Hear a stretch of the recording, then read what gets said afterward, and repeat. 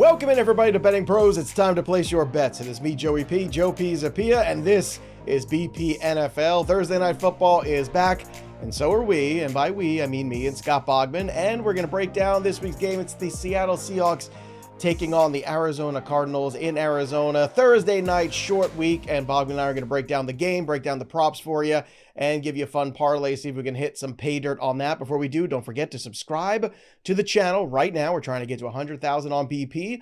Drop your comments below. We love hearing from all of you. And of course, like this video as well. And don't forget, there's a way for you to win some free stuff when you do all these things. So if you want a chance to win a free signed Alvin Kamara Saints helmet, again, this month's giveaway is going away very soon. It's your last chance. It's from pristineauction.com, where everything is authenticated. All you got to do is head over to bettingpros.com/contest, complete the form there, and either download the Betting Pros app, leave a review of the BP podcast, or subscribe to our social media channels at Betting Pros on X, on TikTok, and Betting Pros NFL on the IG. The more actions you complete, the more entries you'll receive, and we'll be announcing the winner here on the channel. So again, ring the bell till it goes ding so you never miss a piece of BP content. Scott Bogman, looking at this game, obviously, in division contest here, you got Seattle and Arizona, both 2-1. Arizona played pretty tough there against the 49ers, had some nice goal line stands there, but eventually came up short. But that defense has certainly improved. And speaking of defense, the defense of the Seattle Seahawks, very legitimate and thorough thumping, I would say, of the New Orleans Saints last week. That game was over when they rang the bell. I think it's like, yeah, it went to from 15 minutes to 14:59, and the white flag should have been, I think, drawn up. I think they said that they had 57 offensive plays and like they made wholesale changes for 18 of them. Like Drew Lock was in there, Jalen Milroe got in there, every backup for the Dave Seahawks Craig, got in there. It was smart. Yeah. Rick Meyer was in there and Sean Alexander. Yeah. So too bad Russell Wilson wasn't there. He wouldn't have had to play for the Giants on Sunday. Ooh, yikes. Well, he won't have to anymore. So, That's the Seahawks defense looks legit right now, and I think it was smart to make those changes before a short week, right? If you're up that big, give your starters some rest. So I think the Seahawks did it right this week.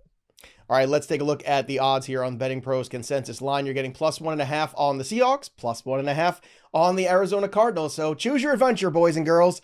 This is how it works. 43 for the over, 43.5 for the under, +104 on the money line for Arizona, but you're also getting -107 on Seattle. So again, this one's very much in play. All right, Boggs, let's walk through here because this is a very tight game. Short weeks, anything could happen. If this was in Seattle, I think both of us might feel differently about it, but because it's on the road in Arizona, this is a tough one. So are you interested in anything regarding the lines on this game here? And if so, what? No, not really. I mean, listen, Thursday night football has turned into Sunday night football, and Sunday night football has turned into Thursday night football. I don't understand. Up is black, white is down. It's absurd. I don't know what's happening right now. This is also a weird division opponent, so these games get strange, right? So remember, this is the game where Budda Baker picked it off and ran it halfway down the field before DK chased him down. I believe was the Thursday night football game in Arizona between the Cards and the Seahawks. So these games go back and forth. I don't have a really good pull. If I had to pick one, if you're giving me points for a home team in a division matchup, like we are getting for the Cardinals here, that's my lean. But yeah, this game is going to be a weird bounce. It's going to be one weird tip ball, one block field goal, one something. So I think I'm just going to pass on the total and the side. No, fair enough. Fair enough. Is Finkel as Einhorn, Einhorn is Finkel a reference that people still get in 2025 or no? I think it's going the way of the dodo, but there's definitely our audience. The people that are old enough to gamble. I think my children have watched Ace Ventura. Like they get that reference. Okay. So I'm hopeful that the youth of America is not completely lost and still gets the Finkel. Now, will they get the Crying Game reference inside of that movie? No. Well, no. They will not get that, but that's okay. I didn't get that when I was a kid. So there you go. There you have it. All right, for me, I actually do like something in this, and it's the under 43.5. Short week, two very good defenses, two quarterbacks that sometimes have trouble getting out of their own way. Just putting that out there. But I'm really, I watched a good chunk. You're going back and forth between all the games on Sunday, but I really dialed into, especially on the red zone at certain times where they had some of those goal line stands of the 49ers. And the way they stood up McCaffrey a bunch of times, that was a little bit of an indictment on McCaffrey, a little bit of like, look, he doesn't have that same juice he used to in those physical situations because his body's not the same as it used to be. But regardless, some pretty impressive moments there from that Cardinals defense up front. They spent a lot of money improving that run defense, a lot of money and draft picks. And you know what? It shows. It shows. And I think that's terrific. And I think that, you know, Seattle looking at this game here after that ass kicking should be coming in confident. But again, is this an explosive offense? I don't think so necessarily. So yeah, I'm going to go for the under here, 43.5. It is. I wish it was more like 45.5. It's the way it's been going. The Thursday game or the Thursday game has actually, it's the opposite of what it's been going. This is what we typically get. This is what we typically get. And it has a low scoring, gross game. We've had teams like Buffalo. We've had teams that have like explosive offenses on Thursday night to start because they throw you those good games in September. So they get you to subscribe to Amazon Prime before they throw, you know, the Saints versus the Jaguars at you in week 13 or whatever it is. Right. So that's the problem here. But I think now we kind of come back down to earth a little bit. 43.5. I'm going to go with the under here. That's my feeling on this one. And also, before we get to the props, just want to shout out the sponsor of our show, Hard Rock Bet. Today's show is brought to you by Hard Rock Bet. Week 4 kicks off tonight with Seattle versus Arizona. Listen to the streaks from Hard Rock Bet Stats Hub. You can find live odds, bet on all the streaks in the Hard Rock Bet app. And some of those streaks are Seattle has won 7 in a row against Arizona. Interesting bit of note there. JSN has recorded 82 plus receiving yards in 5 straight games as an underdog. And of course, some of the bets we're going to talk about today, we're going to put those in the Hard Rock Bet too.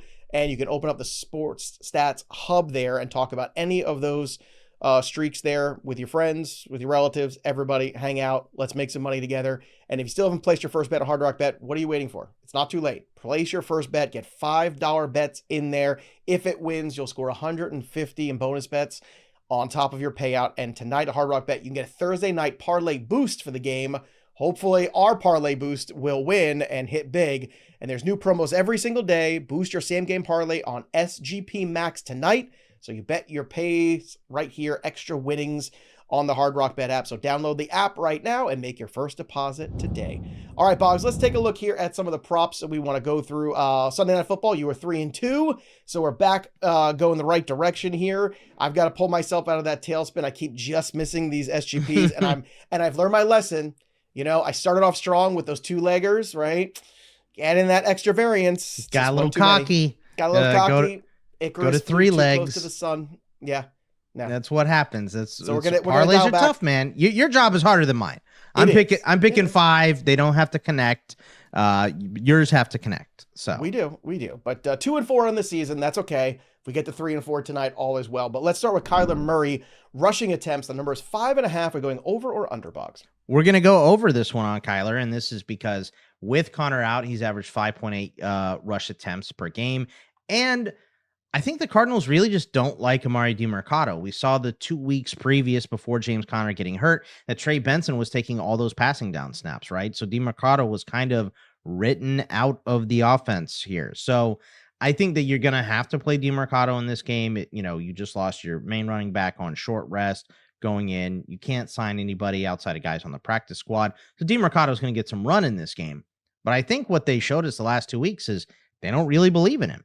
So I think we're going to see a lot of Trey Benson, and I think Kyler is going to have to be part of the run game by extension as well. And obviously we know he can use his legs, and things aren't working right with all of his teammates, Marvin Harrison. So I do think he's going to have to pull it down and run a couple times. The pass rush has been great for the Seahawks as well this year. So I do think he'll pull it down and run it more than 5.5 times. Yeah, I'm excited to see Trey Benson with the full complement of the backfield in this game on Thursday night. Let's talk about Trey McBride. The number for him for receiving yards, 63.5. We're going over or under? We're going to go over this one too. And this one is because the Seahawks have not been good against tight ends this year. They're allowing on average in their 3 games, 8 catches for 60 yards.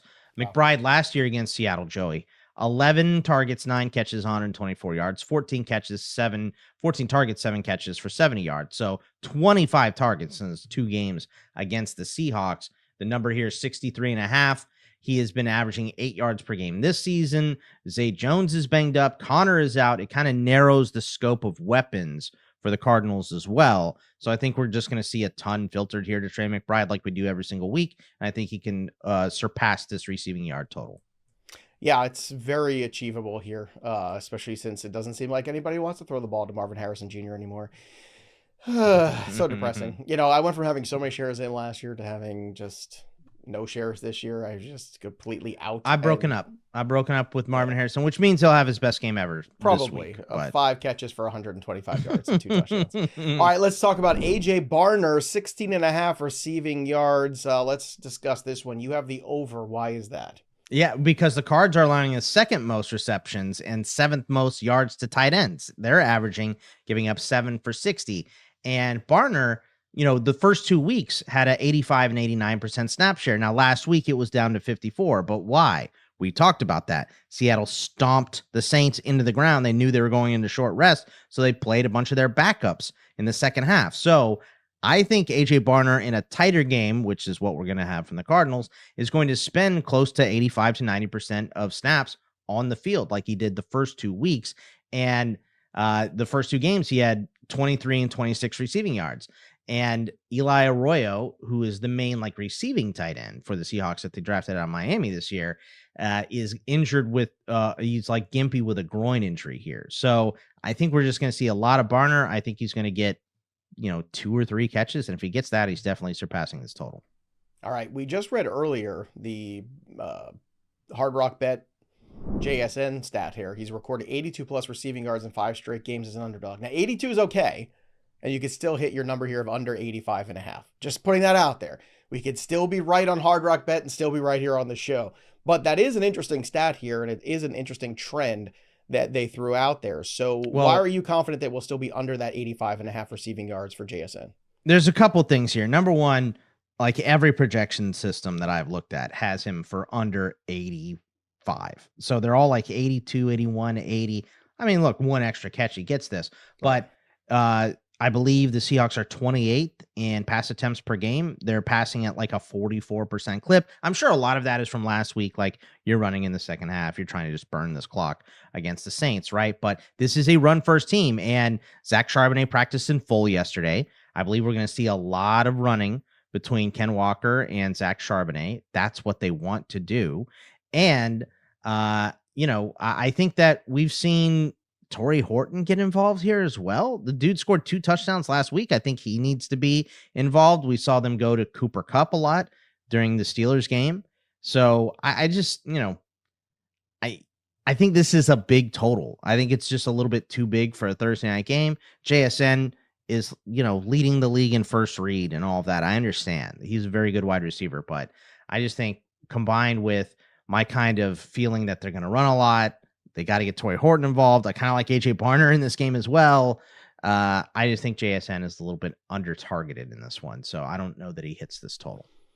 So Boggs, we took a shot at Marvin Harrison earlier in this segment. So let's take another shot at him here. And this time the shot is coming in the under form as well. The number for him, 3.5 receptions, and we're going under, which is depressing. But what kind of lifts my spirits basically is that plus 110 we're getting in it. Yeah, that's the thing here. So, look, this is the opposite of JSN. Every projection system has him at 4. So, if you want to not mess with this one, I completely understand it. I'm just fading Marvin Harrison overall, even with Connor out and it narrowing the scope of targets and everything. I don't know what is wrong between those two. Marvin Harrison had a wide open 35-yard pass, which he could have ran for a lot more yards on, straight up drop last week. It's not been working between both of them. And Marvin Harrison doesn't really seem to care that much. He's like, yeah, we're winning games. So, my usage is, I guess maybe he doesn't want to be AJ Brown. Maybe he is just like his dad, who was always just a quiet guy. He just went about and did his job. So yeah, but maybe his dad was a quiet guy who had such a vocal quarterback. You know what I mean? That can get the most out of him. That's true. And I feel like that's what he's missing.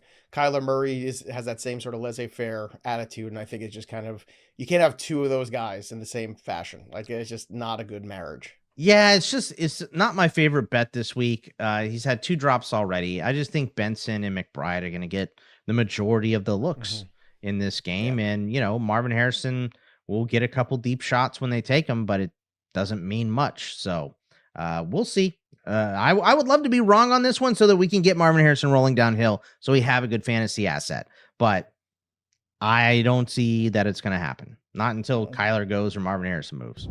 All right, there you have it. Okay, remember too, when you're betting props, make sure you're using the prop bet cheat sheet. It is out there. It's available for you. Go to bettingpros.com/props, or again, just download the Betting Pros app. And by the way, some stats from the BP app here. Through week 3, 5-star NFL prop bets are 66% win rate, 28.9% return on investment, plus 67 units. So again, use the tools. Stop being a tool. Betting Pros app is here to help you. Sync your sports books for free, download it, and look at how good the Betting Pros app has been here for everybody who's part of this community. So again, the stats don't lie, baby. Stats don't lie. Go check it out today. Let's talk about the SG Joey P of the night. And again, I'm just going to keep this simple here. What can I control? I've already said I think it's an under 43.5, so I'm going to lock that in. And as you said, I think it's a lot of Trey Benson. And I think it's going to be hard to not find Trey Benson in the end zone at some point during this game. So it's plus 105 for him, just anytime touchdown, not the first half, not the second half, just anytime. I'm still getting plus money. And you put those two things together, you get plus 346. So that is my lock-in. Two simple things. I want Trey Benson to store. Now, I've already given you, his touchdown prop. So obviously, my TD call of the week is Trey Benson here on the show. But the under paired with that is plus 346. That's more than 3-1 for two things that I think are really logical, very possible. I think you're going to just see a ton of Trey Benson working in this football game. And I think he gets the touchdown here in this game that I do think is going to come under here and be a little low scoring. Now, if you add in, again, I'm not doing this. This is not official. This is the unofficial call. The Trey McBride over on the 64.5, which I really love. Of all Bogman's props, it's my favorite one. If you bet the under with Trey McBride's over 64.5, you get plus 255. But if you add in my Trey Benson touchdown, you get plus 804. Ooh. So, now, I did see yesterday... and I want to see, are you putting this together? Can you give me live odds? Take the Trey McBride one away if you can. I can. Put Torrey Horton receiving yards. Same game parlay tool, everybody. Right now, this is what you do. Betting Pro, same game parlay too. Okay, so put Torrey Horton receiving yards, because that was a 5-star, like you said, 66% have hit. That was a 5-star that they were giving away for free. Torrey Horton over receiving yards. Torrey Horton, Trey Benson, and the under is 765. There you go. Just throwing it out there, just offering you another one. There you go. And if you want to just take the touchdown out of it and just put in, again, this is why it's so fun to play around with the tools here at Fantasy Pros and Betting Pros. All right, this is what we do. Trey McBride, along with Torrey Horton, along with the under, plus 596. So really, the sexiest one is Trey Benson Tutty. Big night from Trey McBride, and a quiet night from both offenses collectively. That's the pathway to big money, but the official parlay is just the Tutty, and I'm not trying to get greedy. I'm not trying to do anything, so I've already made my touchdown call. Boggs, make your touchdown call here for the week. What do you have for Thursday night? Let's go with Torrey Horton, and this is just because I love the juice on this one, and I'm not graded on it. So plus 475 on Torrey Horton. He had 2 touchdowns last week. He now has, I believe, the longest punt return in Seahawks history at 95 yards. He scored that one deep crosser against Pittsburgh, and that was his first reception in the NFL. Homie has 5 catches and 3 touchdowns, right? One of them is a punt return, but 2 of those pass catches are touchdowns. So he returns kicks, he returns punts, he catches footballs as well. So he's got multiple lanes to get that score. And you're almost, going 5 times on your money there, plus 475. So, all right, you really want to have some fun, Boggs? Yeah, if you put the Torrey Horton plus 410 in the SGP with the under and the McBride over, plus 2,063. I mean, $5 wins you $100. Just saying, 5 wins you 100. You know why it's worth it to buy a lottery ticket when it gets to the ridiculous number? Not because you're gonna win. So you can just for a day imagine what you would do with that money for your $5, right? Or whatever it costs. I mean, it's not an absurd thing. Look, the process on the under is good. The process on McBride's good. And the Torrey Horton touchdown, again, touchdowns are arbitrary. So that's the one that's going to be the hardest to come through here. And it's also because he scored a couple times in the last 2 weeks too. So and obviously I mean, look, Torrey Horton touches the ball maybe 5 to 6 times a game. Maybe, it could be 2. So. But he's scoring tutties. So again, that's plus 2,063, $5. Look, you could put a couple of these if you hit one of them. Some DBs are banged up for the Cards too. Yeah. Will Johnson not looking so hot right now. So, and look, the only thing standing in between Torrey Horton and more playing time is Cooper Kupp, so that doesn't worry me. I mean, that's not super concerning at this stage. God forbid anything happens to JSN. We don't want that. So no, we don't want any of that. That's for sure. All right, so that is your Thursday night football. That's what it looks like. Make sure you subscribe to the channel again. Drop your comments below. Who are you picking for the game? Use the same game parlay tool again that we were just talking about. BettingPros.com/parlay. Using it live here on the show to give you a couple. My official parlays in, but I'm telling you right now, if we hit some of these multiples that I gave, I'm counting them as sons of bitches. I'm counting them sons of bitches. Let's go. Especially that big one. Especially the Trey McBride big one or the Torrey big one. We'll see. Hopefully it all works out. But again, parlays are hard. Don't get too greedy. But maybe have some fun on Thursday night, because that might be the only way to enjoy this football game. That'll do it for us, but the story of the game goes on. For Scott Bogman, I'm Joey P. We'll see you next time, kids.